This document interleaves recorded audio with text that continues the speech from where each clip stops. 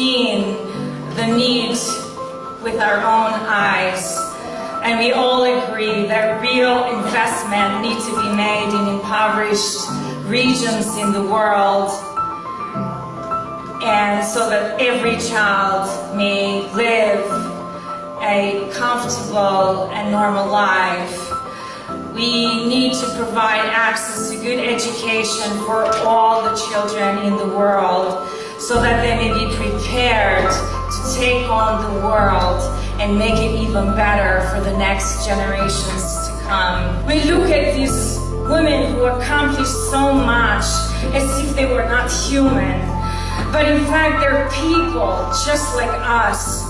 They simply had the opportunities and made a choice, worked hard, persevered, took chances, and were free and gave wings to their passions and thrived.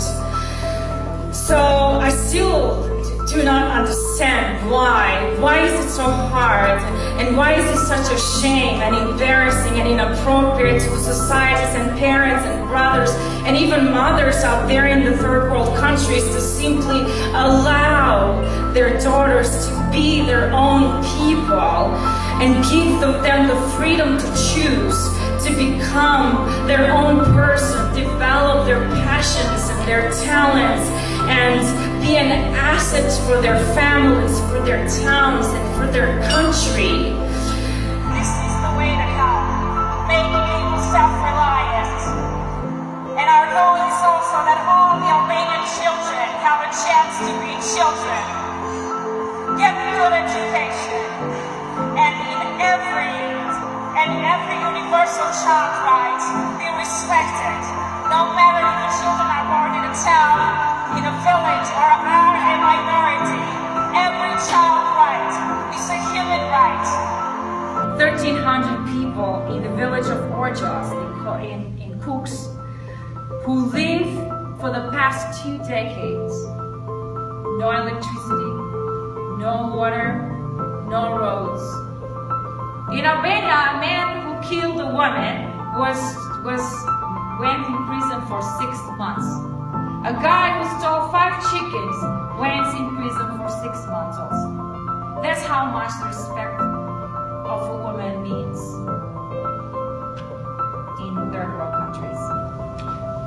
We cannot change the world, but what we can do is start creating a better one today. I love solving problems and helping people.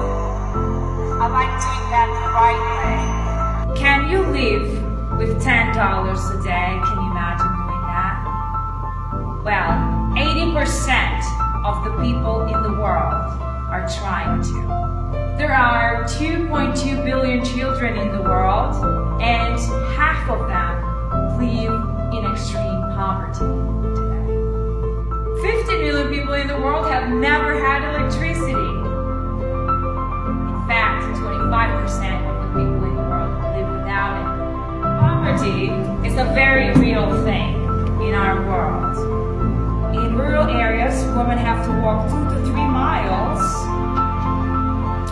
to fill up gallons like this with water, unfiltered water, and bring it home to drink it. A few months ago, I decided to give a name to my dream to help others. The mission attached to this name is inspired by my own story of growing up in Albania. I grew up very poor. I grew up not having anything. I didn't have no toys, nor time to play. I had to work from a very young age to support my family's low income. But we will never forget the day we went into a home and found a mother with her sick daughter and having no opportunity to buy her the medication she needed. We helped another family buy doors and windows for them. Imagine living in below 0 degrees without windows and doors. I want you to know that everything that's been donated to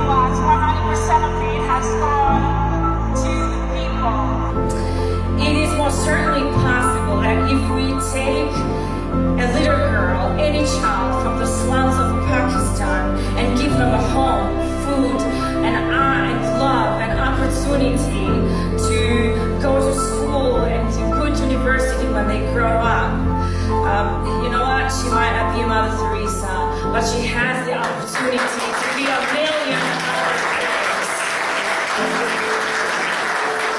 And aside from being a great mother and a great wife, she maybe can become that person who finds the cure for cancer. She can discover life in other planets, transportation that moves in the speed of light.